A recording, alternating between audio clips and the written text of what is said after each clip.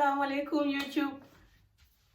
You're welcome to my channel. My name is Amena and I am from the West Africa, Gambia, and I'm talking to you from Scotland.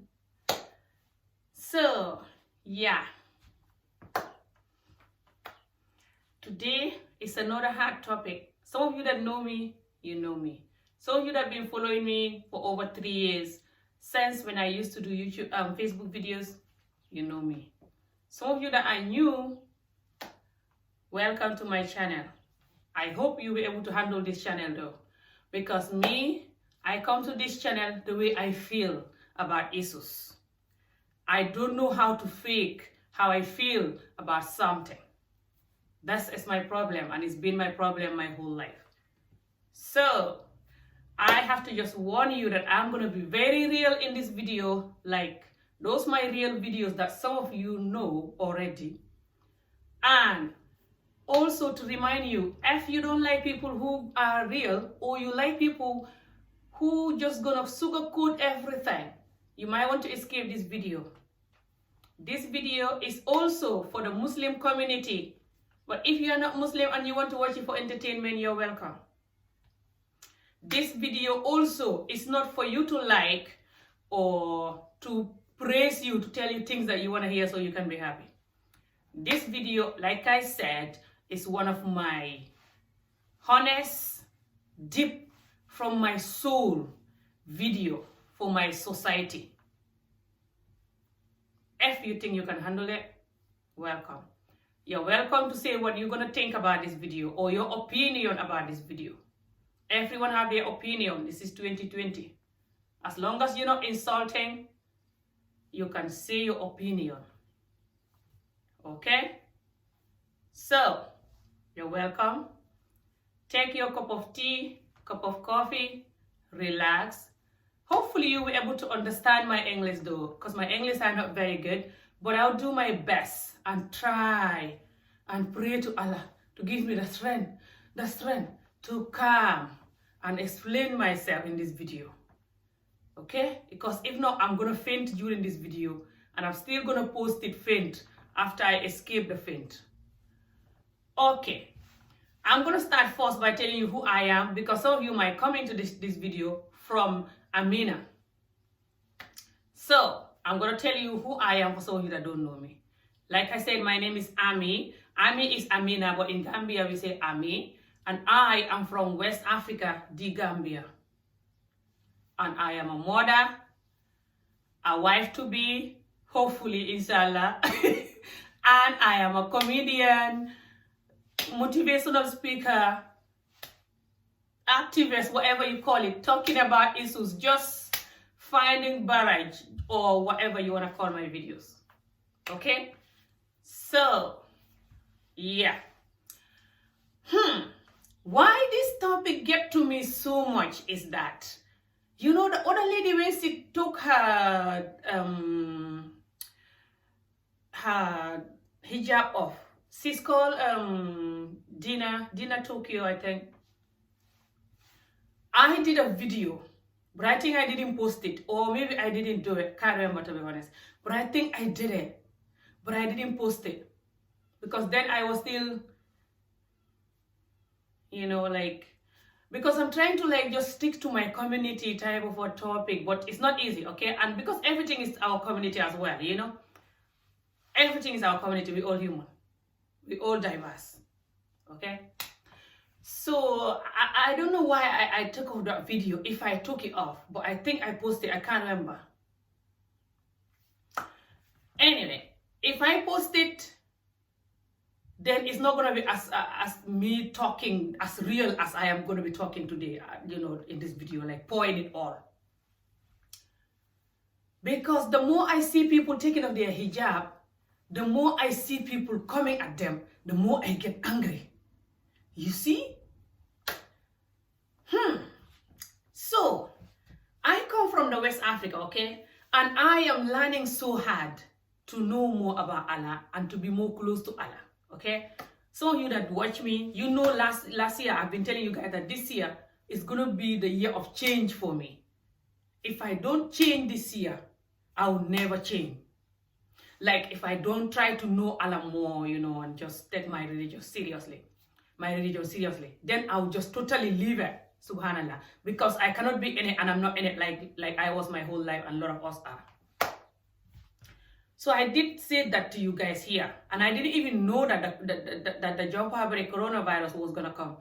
And then the Jump coronavirus come, and it just make the whole world scared more, you know, and be more close to Allah and stuff. I was like, there you go, Allah.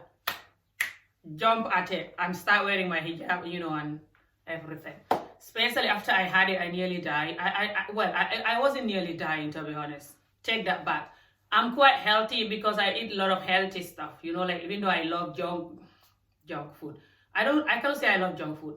I can eat it, but I don't love it. But I like sweet sometime, or like cup of hot chocolate or something, you know, Ovaltine or ice cream sometime, you know, like, or a giant plate of rice and chicken and oil, whatever, you know, like. So I quite like unhealthy food, but I quite like healthy food, you know, like moringa, baobab, hibiscus, avocado. I was about to say avocado, still can't pronounce it. Coconut, nuts, you name it, everything. So, and I love water, so I like to mix, and I love all kind of herbal teas. So I think my immune system is quite okay to fight this COVID-19, but I still was struggling to breathe for so long. But thank God, you know, everything went well. So then everything actually, I was like, oh, Allah, if I don't jump at it now and be close to you, that's me done.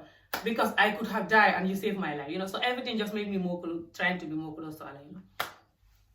So I've been telling you guys that my whole life I used to be like, not in the Muslim, but in the Muslim. Because I wasn't praying like regularly, my 5 prayers a day. And I wasn't like, you know, like just following the religion, you know, like correctly. Simply because I wasn't raised in a strict home that you have to be like, you know, like something like this. My mom was praying, but she wasn't like forcing us to pray, you know. And most of the time, you know, children don't, it depends how you bring them up, I guess. But if the child don't know Allah, they didn't attend Quran school, you know, and have knowledge of Allah, and you didn't teach them much about Allah, it's going to be difficult for them to be like praying, you know, and doing all these things that you're going to want them to do. So I was raised like that, but then I you know, because growing up, I'm going to start from growing up. So growing up, I never really attend Quran school, because I've been to Quran school, me and my 2 sisters that time, but the Quran school was really bad. Some of you that came from my country, the Gambia, you know what I'm talking about. Because these people, they will like hit you and just go crazy on you for not being able to read the Quran or understand what they taught you yesterday or something. When you're just like 5, 6, 7 year old, 8, 9 year old, you've never been taught nothing. Arrive in their little hut or little, what's the word? Hut, can't say the word, their little room that they have to teach you in. Arrive there, they expect you to speak Arabic the next day or you're dead. So my mom had to then ask us to stop going there because the guy was really bad. And my older sister, she was disabled. She passed away a long time ago. May her soul continue in peace. She was disabled. But she will crawl and we will like go with her and we will get there and the guy will like hit her, you know, hit us too. And it wasn't nice to witness that, you know, and we just didn't go. So we go for like 2 months or so and we didn't go. So I remember I learned Fatiha there and Kul Huwallahu and stuff like this. Can't remember, it wasn't even complete. And then my mom had to teach me the rest in the house to complete the Fatiha and Kul Huwallahu Ahad and Close Brawi Nasi, Close Brawi Falahi. And then I learned Ayatul Kursi as I get older by my mom as well. I can see it. All these things I can just read it, but I can just see it, but I can't read it. So as now I try to like listen to more Quran, you know, and even try to download some apps where you can learn the Quran, the Arabic alphabet. And I also just like try to listen to people talking about God more over the years, okay, especially now over the last few months. And I happen to also have a man who knows about Allah, who I'm talking to, and he's like telling me more about Allah and stuff, which is good. Shout out to you, babe. So, this is just my background of Allah and me. Okay. you can see that I don't have really like big knowledge about Allah, you know, but now it's like, apart from like listening to people and reading, which we all should know enough from that now, to be honest, because now we have digital world now. You can learn about any religion you want or anything. You can learn how to bake a cake. I learned how to cook Indian curry. Me, village woman, African woman from the village, I know how to cook Indian curry, and my whole family, no one know even what's the word Indian curry, not to mention cooking it. I learned it from the internet, YouTube, and also from one of my friends that I saw her cooking the basic years ago here. So I learned how to bake a cake from the internet. I learned so many things from the internet, even my little English, you know, that I keep improving from the internet and from books. So you can learn everything from the internet. So I started learning more about Allah, you know, and listening to people talking about Allah, people like Yes Men, you know, and just other people like Mufti, and just our community too. We have people that talk about Allah on Facebook and stuff like this, and on YouTube. And also because I came from my grandfathers, you know, like my mom family, and even my dad family, but my mom family more, they come from like really strict Muslim, you know, like if you from Senegal, you will know like Serigne Touba. His mother, Mam Jara Buso, is related to my mother's mom, you know, they're related to her, to Mam Jara Buso. So also my mom uncle, he used to be able to read the whole Quran for 3 days. Just 3 days, he will finish the whole book. He was called Ibrahim Jai Kamil. The whole village know him for that. Like, they're just very strict. And my mom learned Quran until when she was getting married. But she got married at like 12 or 13. She said she's not sure because she doesn't have like a birth certificate and stuff. You know, that's old in this time. And her society then, they didn't put them to school or nothing. You know, like the village, they don't have birth certificate then. So, but she thinks she was 12 or 13. And she says she was learning Quran the whole time. So she can read Quran, she can learn Quran. She can, you know, like, she understands Quran more than us. Because we were born in the city, and we were brought up in the city. You know, so because we grew up in the city, for someone like me, she said that when she was heavily pregnant with me, she went to the village to give birth and then come back to the city. But my 2 older sisters, they were born in the village. And the rest, they were all born in the city. So we didn't know much about Quran because this is the experience that we have trying to learn Allah in the city. So we grew up in the city life, you know, not seeing people practicing Allah more, you know, and stuff. You know how our Muslim countries, especially Africa, I don't know other countries, but Africa, especially my part of the world, Gambia, and even Senegal and stuff, and Mali and all these other countries, and even like I think Nigeria and Ghana and stuff. Like, we have Muslim, but I'm gonna base on Gambia because Gambia is like 96 or 95 Muslim, okay? But when you just arrive in the country, you will not know. You will think it's 6% Muslim. You will go to the market full of people. Subhanallah, I shouldn't be screaming. This is not a comedy video. Full of people. And you will see one single woman or two with her hijab. The rest, they will be dressing like Ami Job, with jeans and top, checkers gin. Boobs out, everything out, long wigs, nails, everything, chewing chewing-gum, and still saying La ilaha illallah when they want to, or using the word Salaam alaikum, of course, and just when they're dreaming at night and they're screaming scared. When they're screaming of the Satan at night, they're like, Subhanallah, La ilaha illallah, jump high. Like I used to be this whole time. And still do when I dream on it anyway. Not that I dream of Satan, hope not, Subhanallah. You know, just saying. So, when I was raised in a society like that, and my background of not knowing Allah much, you know, then I don't have much to hold on to, you know. Okay. And then I was married very extremely young.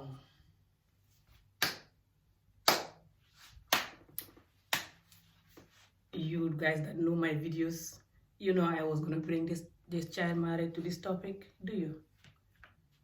For some of you that don't know my videos, welcome. Do not nourish and massage your anger though. You know, your high blood pressure. Don't massage it and nourish it and let it high because of this video. It's not worth it. You might not even know me. And this is my page and my internet. And I'm just saying my heart to my society. It's no need for you to be finding, but calm down, take a deep breath, and just listen. Or you can find another video that is not going to raise your high blood pressure. I don't want to raise anyone's high blood pressure. Okay, let me continue. So I was married very young. I have to say that because a lot of you don't like to hear child marriage or whatever. And you will even say that, why am I using her video that she took off, Amena take off her hijab? Why am I bringing Amena's hijab to this child marriage? Why am I this? Why am I that? Anyway, I'll talk to you guys, you haters, after, when I finish talking. So I was married very extremely young. When I say young, my mom think I was 9, but I think I was 8 or less. Because this old guy that they gave me to get married to me, who was over 60, I cannot remember when he married me.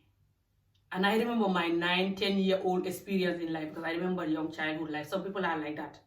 So if I cannot remember when he married me, then it was way younger than that. And he married me, he was waiting for 5 years before they took me over to him. And when they took me over to him, I was 11 or 11 and a half when I saw my period. I think it was even 11, because I saw my period very early age. Some children see it in an early age, younger than even 11.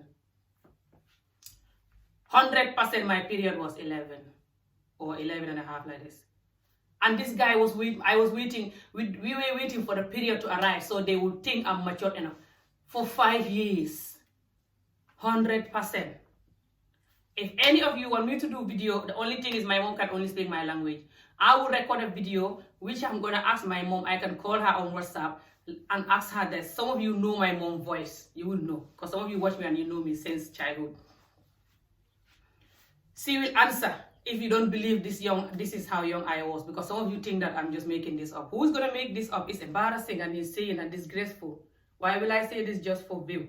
What view am I getting from this event? Even if I was sitting on Oprah and they're going to pay me 1 million, for example, I wouldn't be embarrassing myself like this to say this thing just for view. Do you know how humiliating this is to talk about sexual abuse? Some of you don't know. I know some people fake everything. What am I talking about? But it's not someone like me. You should know me. If I can talk about skin bleaching and talk about other things that will make people to hate my videos, then you should know that I'm just being real. Anyway, I'm going to continue. So, this marriage goes to a lot of numbers that some people don't even believe it. And it's true. And at the end, you will know why I'm linking all this to the taking of hijab. I am sure some of you clever people already know why I'm linking it. So, when I was married very young to this old man, and I used to hate it and hate even my existence, and used to go to, whenever I was in the bathroom, I used to stay so long. And my mom used to say, why are you always in the bathroom for so long? The whole family know this. But they still don't know that I used to, I only told my older sister recently. And my mom too, yeah. I told my mom 2 years ago, when I started talking, not 2 years ago, 3 years ago. It's 3 years ago when I first started talking about child marriage, and I talked to her about it, that I was going to start talking about it on the internet. But it's just 2 years ago when I told her that I was, whenever I stay so long in the bathroom, I wasn't doing nothing apart from crying and praying that when I go to bed, I should not wake up. Because I don't want to go to this man as husband. This man was so old and wrinkled. And ugly, okay? And just, I hated it. And I was so young and cute and beautiful and innocent, you know? And I have this loving, caring, bubbly, and just want to fix the world type of personality. But this ruined my life. I don't want to cry in this video though. Subhanallah, I'm going to try my best not to cry today. I promised myself I wasn't going to cry. Because once I start crying, this whole video will just ruin. And I'm still going to post it crying. I post crying videos here that I have to delete, because I know that if anybody watching this, it can ruin their life. It can, their day. And I don't want to ruin anyone's day just because of my story. So I'm going to try not to cry. Whenever I'm about to cry, I'll try to like talk about something or just calm myself down and continue. But I'm not gonna edit this video. So when this happened, you know, and I was married to this man and I used to hate it, and this man was coming to the house here and there, you know, like 2-3 times a week, you know, to bring some little money for food. We call it depas. And you know, when he come, my mom or my sisters will say, Ami, go and collect the depas money from Dauda. I was like, what? I don't want to collect any depas money from this man. They say, go, he's your husband. And I used to hate my life, and I'll collect the money and not even look at him and just hand it to my mom like this. So when they hand me over to this man when I was 11, I was very lucky though in this part, because this man couldn't do me anything. And then I was lucky, they say his thingy wasn't working, whatever, you know.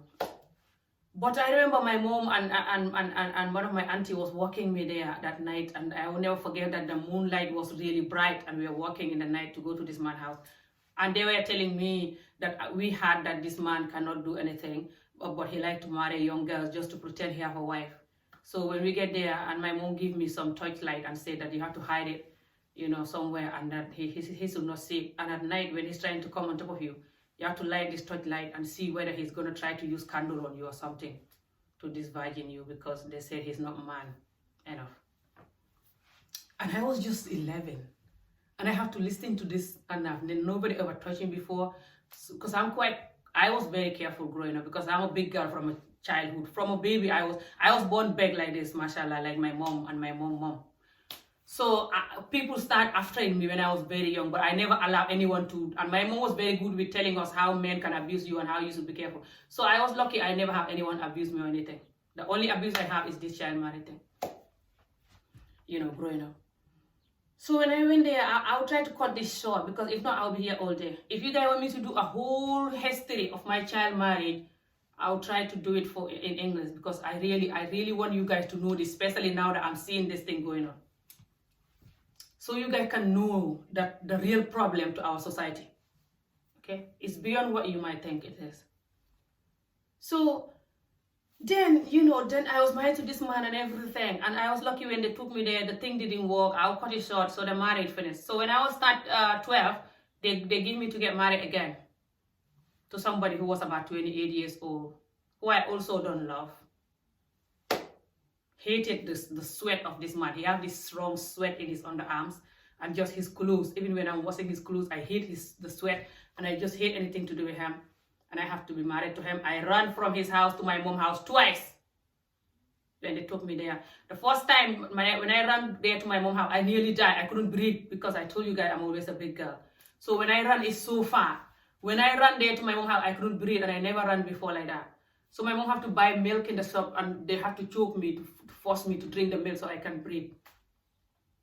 When I asked my mom the video call, if you guys requested either video call or just a normal WhatsApp call, I'll ask her about this, so you guys will know that you know, some of you knows that, you know, that there's nothing to fake about this. But some of you that don't know me and you think it's too much to be real, it's real. You don't want to know how crazy this world is, you know, and it's still happening, which is why I'm talking about it. So so when that happened, you know, and everything, and then you know, the second time, and my mom calmed me down, you know, and tried to make me go back to the marriage again. And after that, when I run back again, after a couple of days or a couple of weeks, I run back again. No, it's after a couple of weeks or after a couple of months. I run back again. No, it was after a couple of weeks. I run back again, and then my mom gave me my brother, my younger brother then, to go and stay with me. So I'm not too lonely there and thinking, and then, you know, when he go to work. So then when I went back with my older brother, with my younger brother, I didn't run back this time, because I have him there, you know, and I love him, you know, we were so close growing up. And then after that, you know, after a couple of months, the marriage finished. So that marriage lasted for like less than a year. Okay, it lasted for like 7, 8 to 9 months, something like this. Okay, and then when I come back to my mom's house, I was sent to my... No, I wasn't sent. That wasn't when I was sent. I was sent after the next marriage. So when I come back to my mom's house, marry again to someone who I don't love again. Arrange marriage again. The number 3, arrange marriage again.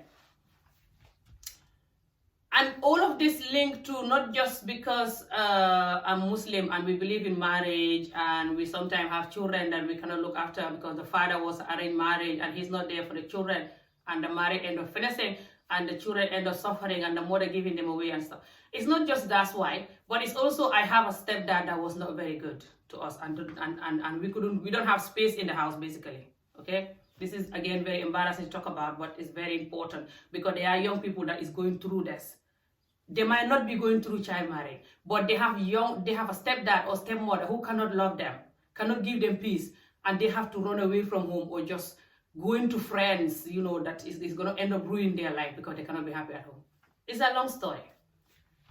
But all this linked to it. So when I was married again, and I keep using one technique though, because when this marriage finished, when the second marriage finished with the guy that I told you that was 28 years old, that I was with him with my brother, I was using this technique of not sleeping with him because I hate anything to do with doing anything with him.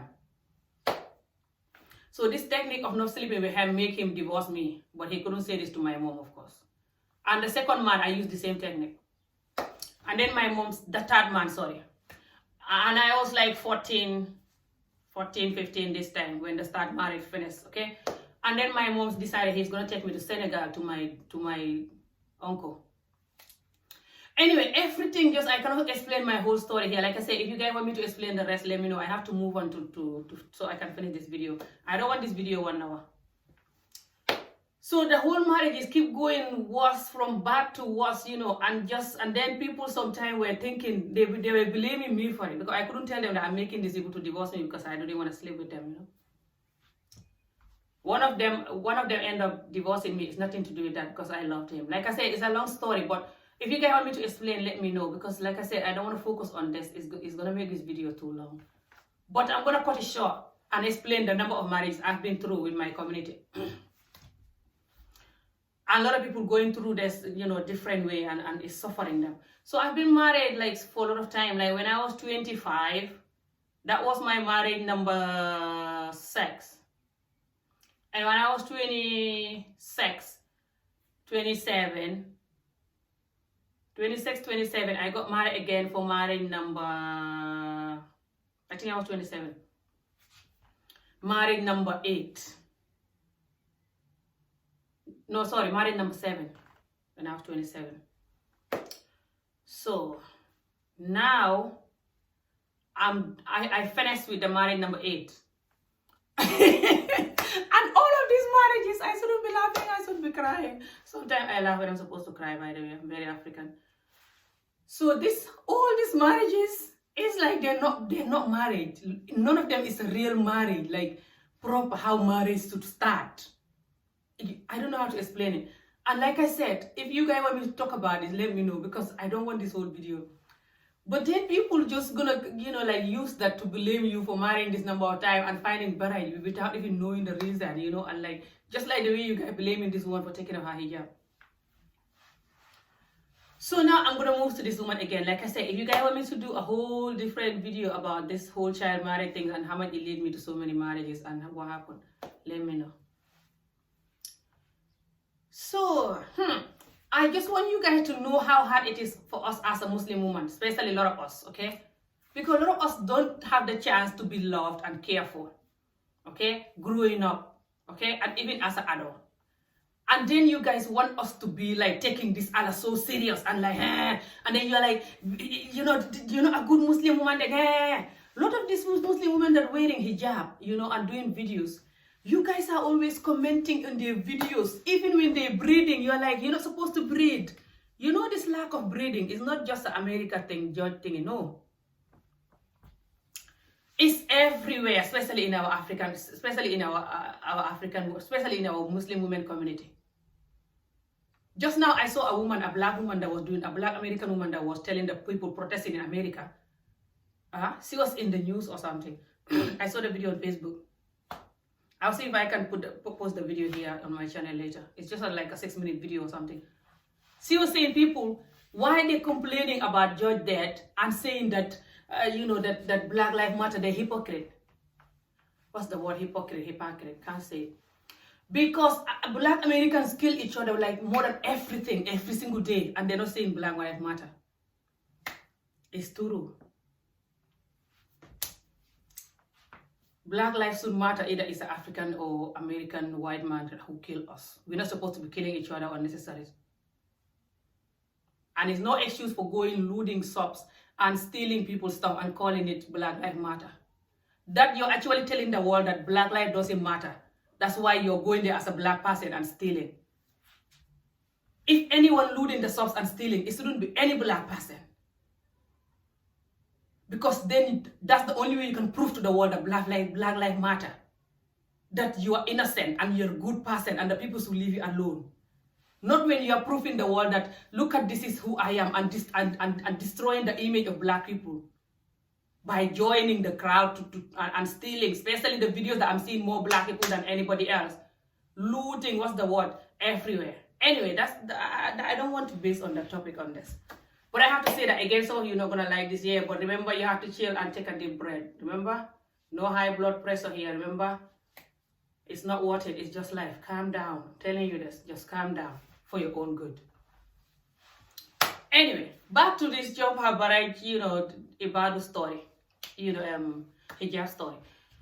So, when you guys commenting, I saw the comments. I cannot start reading them because then this video will take 10 hours. The comments I saw there are horrendous. What's the English word? Ridiculous in Syria. Saying that this woman should not take off her hijab, and that she's going to hell there, and that she's this, and that she's that, and that she was doing it for money. And that you're saying why she put the ads in her video. She's not supposed to put ad in her video. Anyway, if she doesn't put ad in her video where she was talking about her hijab remove, then you will not curse her. You say, I'll forgive her because she doesn't put ads. She's not having money, so I'll forgive her. You see how wicked you are. You see yourself. You see? So you forgive her. If she come and tell you that I remove my hijab, but no ad in the video, then you will not curse her. You tell her, good, you're going to heaven because you're not having penny from the video. How wicked. You want her to work for you for YouTube for nothing. Coming to tell you her story. That she remove her hijab, and you will laugh at her and judge her for nothing, for free. Every video she's doing, she's putting ad. So why are you focusing on the ad? This little tiny 1 penny money that we get from ad. Why are you focusing on that? You see how you sew in yourself. You see yourself. See yourself. See yourself. In Syria, complaining why she put ad in the video, and she didn't even put too much ad. I watched the video for a couple of times, like 3-4 times. Even if she put too many ads, what's your business with her ad on her video? She's talking about her removing the hijab, her own hijab. She's talking about her own self, her own problem, her own hijab that she remove. And you're complaining about the little penny that she's going to get from the ad.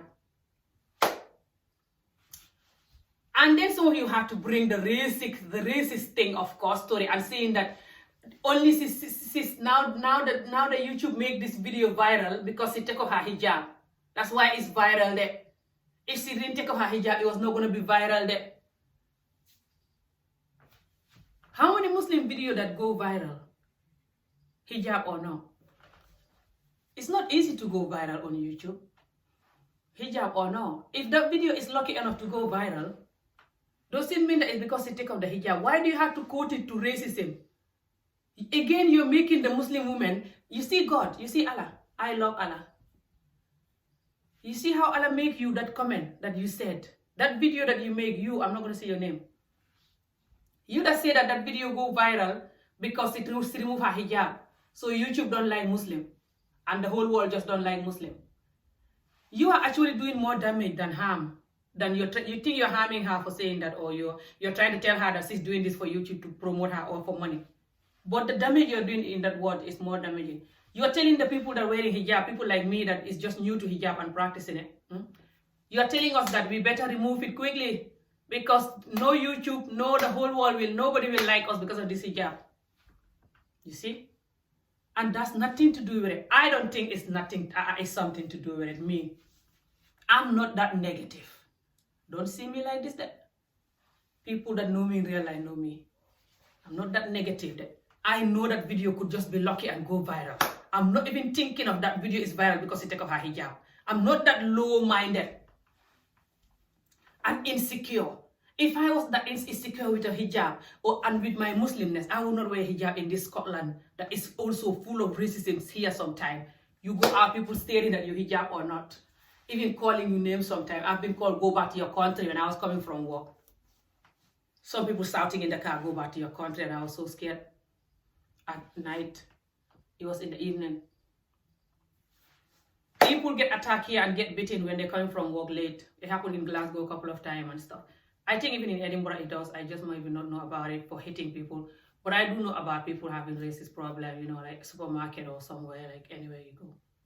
It's all over, we can see it. Scotland is one of those people that is still learning how to deal with black people, sadly.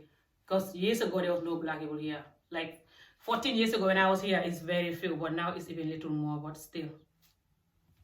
So the whole world, everywhere you go, you have people who are racist, okay? They can be even racist to their own race. People that have the same color with them, okay? A lot of people here don't like the people from Poland and stuff, and they're also white like them. Human beings need to find a barrage and just give up the hell with this, you know, nightmare. So, when you guys go attacking this woman for taking off her hijab and you don't know the history of her hijab and her relationship with Allah and her understanding of the culture or everything, or just even why she was wearing it and stuff. Some of us wear it because we just think it's cute, and some of us wear it because we want to be close to Allah. But a lot of us are wearing this hijab. It's not because we like been raised and been brought up in a way that we should wear hijab. Because even if we are wearing it from childhood, we're not being embraced in a way like and raised in a way that we should take Allah serious, and this Allah is real and is serious. Because the way our parents bring us up, neglecting Allah themselves. That's the reality. I'm sorry. A lot of us been brought up in a home where our fathers have two wives and did not even treat them equally. Or even sometimes when it's one wife, they still don't love our mothers fully and treat them good like the way Allah said in the Quran. Not even half of that. And we see it, and we're not daft, we're not crazy. We know this is wrong. And you expect us to grow up and take this Allah seriously and learn about this Allah and know it. When you, that is our father, our husbands, you know, and our brothers, you know, not teaching us women this. Islam, the women, the men have the whole power. I said this in my videos before. The men of Islam have the whole power to the religion like this in the palm of their hands. Is that not what you've been told? That you are the most important person in the region because you are a man that you're the most. Is that not how you guys behave? I wonder if that's what you've been told, because that's not how you behave anyway. And the woman's supposed to listen to you 24 hours, or if not, you go to hell. But you, it's fine for you to not do anything that the woman wants. She have to bear it because she's a woman. All that because you want to manipulate us and what's the word? Play narcissistic or whatever and just let us shut up. Lot of you. Not all of you, but a lot of you. So you make us, you know, that don't have hope for Allah. Because you make us think, if this Allah is real, why are you not taking it serious yourself, the man, by doing what he told you? A lot of you will go and have girlfriends, go and marry children, go and have a wife that you're not going to treat good, go and do all this evil stuff and call it, you know, and then call it, you know, that's what Allah said there. Allah will forgive us there. Yeah.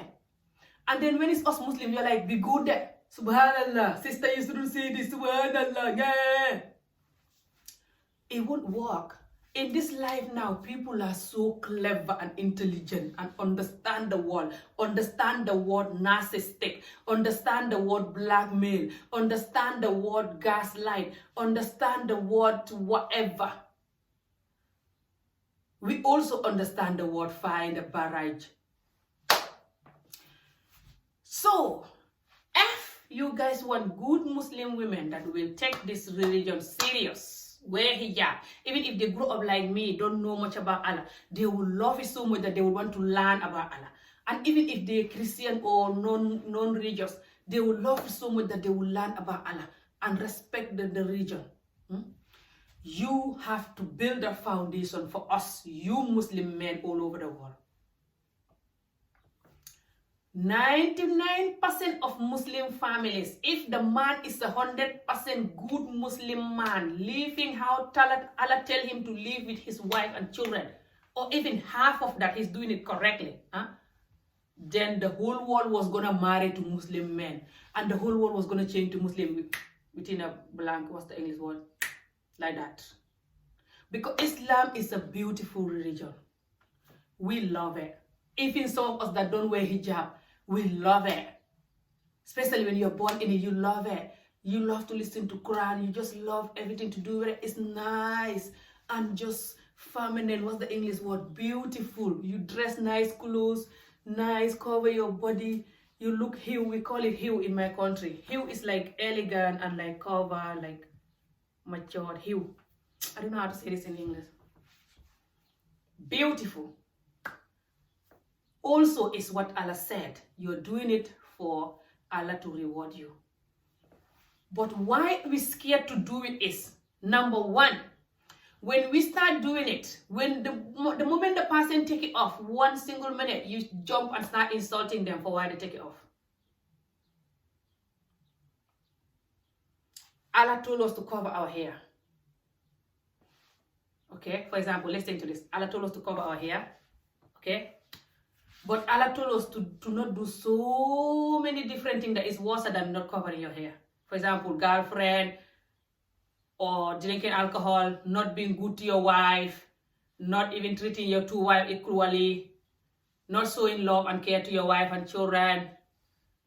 All of these things is worse than not wearing a hijab, isn't it? And that's what you guys are doing every single time. A lot of you, 99% or at least 80% of you legalize this. You call it marriage is not easy. Marriage is not nice there. Marriage is not easy. Marriage is not nice there.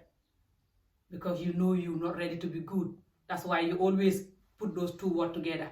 Marriage is not nice. Marriage is not easy. Marriage is not nice. Especially most Muslim community. My country, when the woman get married, they will put her all night talking. They will not do that to the man. They will leave him alone, joking and drinking and eating. The man, they will leave him alone. The woman, they will put her all night to tell her how when she get there, she has to shut up and listen to her man. Marriage is not easy. Because they know how horrible and evil the man is going to be. And how much he's not going to listen to everything that Allah tell him. And us women, we know this. We just give you guys the respect. That's why we're not telling you this. We know all that. Our children know it. Now, I know when you wear the hijab and be good as a Muslim woman, we're doing it for Allah. We're not doing it for you men. But the question is, aren't you guys also, when you're good to us, you're doing it for Allah? Aren't the same Allah that told you to be good to us too? Us, your wife, your children, and just people in general, and just being a good Muslim. Aren't Allah told you guys that too? Aren't you guys supposed to be our royal model too, and the head of the family as a Muslim man? So how the hell are you going to allow to do that? And Allah will forgive you for all that. Is that not why you're doing it? Is that not Allah will forgive you? Oh, you know Allah is not going to forgive you. You just want to go to hell. I don't think so. I think you think and believe that Allah will forgive you. That's why you're doing that. So how is it that you allow to do whatever you want and call it Allah will forgive me? And when anyone else don't even wear hijab, now they're evil and they're going to hell. The amount of time you guys spend correcting Muslim women to wear hijab or to dress like this or to dress like that, if you spend half of it correcting yourself towards Muslim women, from your own children to your wife, sisters, everything, by now the whole world will turn Muslim. I swear to Allah. By now the whole world is Muslim. Because that's the only way that can make us wear the hijab properly, correctly, and wear the Muslim dress and pray 5 times a day and listen to Allah 100%. That's the only way we can do it. Is that you lead us correctly and doing it correctly. Not you blackmailing us, gaslighting us, what's the English word? Turning it upside down like we are the problem, and the society is the problem, the media is the problem. No. No media is any problem here. The society of Muslim that is not doing exactly what Allah tells them, especially the man, only 2 out of 10 or 3 out of 10 are trying. This is the problem. It's nothing to do with the society. There are some few people that society will influence them. Everywhere you go in the world, it's like that. But majority of us, what is making us lose hope in this religion is you guys. And this is the reality. I'm sorry. And you know it. You can deny it for as long as you want. That's the only solution to this. I'm telling you. If you don't believe me, change and you will see the results. You think Amena take off her hijab will make every black girl, every ibad little girl will take off the ibad. We call it ibad in Gambia, hijab. You think Amena take off her hijab will make every hijab little girl to take off their hijab, or hijab women like me that is learning about hijab and stuff? No.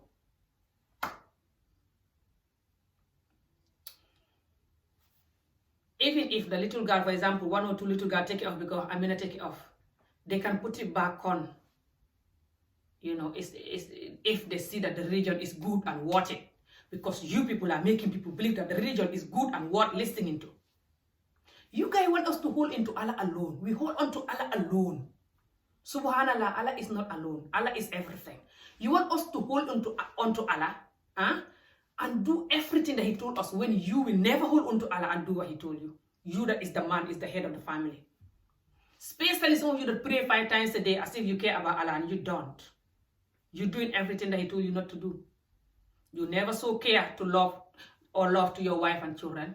Never so care and love to, you know, to the people that you're supposed to show. And then you claim you are a Muslim.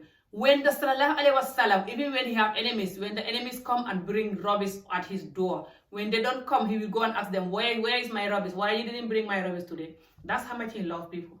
Isn't it? Is that not what the Quran said? When you cannot show your own children and wife love, not to mention showing your haters love. Last thing.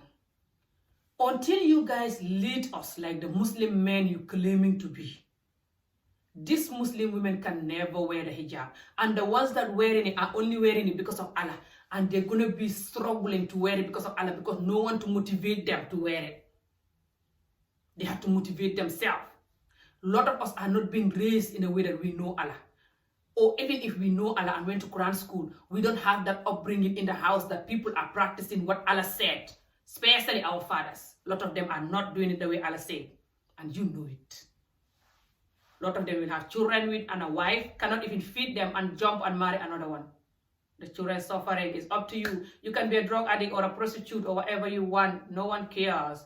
Or you can get married to an old person because of a car or whatever. Who cares? With your feelings and love and da-da-da. Just go so I can have my space. This is a joke. I don't want this video longer than it already is. You know, I didn't know it was going to be this long. And like I said, I'm not going to edit it. So, if you guys think that choking the Muslim women to wear hijab and to dress like a Muslim woman is the solution, it's not the solution. Anytime you guys attacking us, we are also looking at you guys and laughing. Some of us will comment back and talk to you like this. Some of us will just laugh in the, you know, behind the, you know, the screen. We know, and even the women that is making the problem like it's us, they also know deep down them they had that the problem is not us. The long time ago when you guys used to make us think that the problem is us, it's no more. We're too wise now. We know that the problem is you guys, the men, have to show us that this Allah is real and that this religion is serious and is real. That's why I'm leaving it. So let's leave it so we can follow you. But if you are leaving it behind, 9 out of 10 of you leaving it behind, doing whatever you like, choking us the women to do it, leaving everything for us women, it's not going to work, and it will never work, and you know it. So, like I said, I don't want this video longer than it already did. I'm going to end this video here before I can faint. Thank you for watching. Comment whatever you think about this video. Like, dislike, do whatever you want with this video. But remember, you have to take a deep breath and drink water. Do not faint. Do not crease is faint. Crease is faint in my language. No, it's just a video of Amejo. For some of you that don't know me, you might want to, be fainting now because of these things that I'm saying. Some of you that know me, you know me. You already know me. I come here the way I feel. So when I'm feeling like with my community, that's how I'm gonna come here. When I'm feeling happy and relaxed, that's how I'm gonna come here. So this is why I have a lot of hate.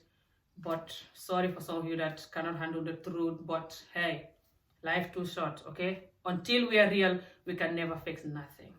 Now, let's have a good day, and hopefully, I pray Allah will make us understand that we are our only problem. The world is not our problem. People can hate, for example, hate Muslim or da. That's not going to affect us. What can affect us is the way we are. If we change the way we are, the whole world will love us. The whole country and the whole Muslim community will change.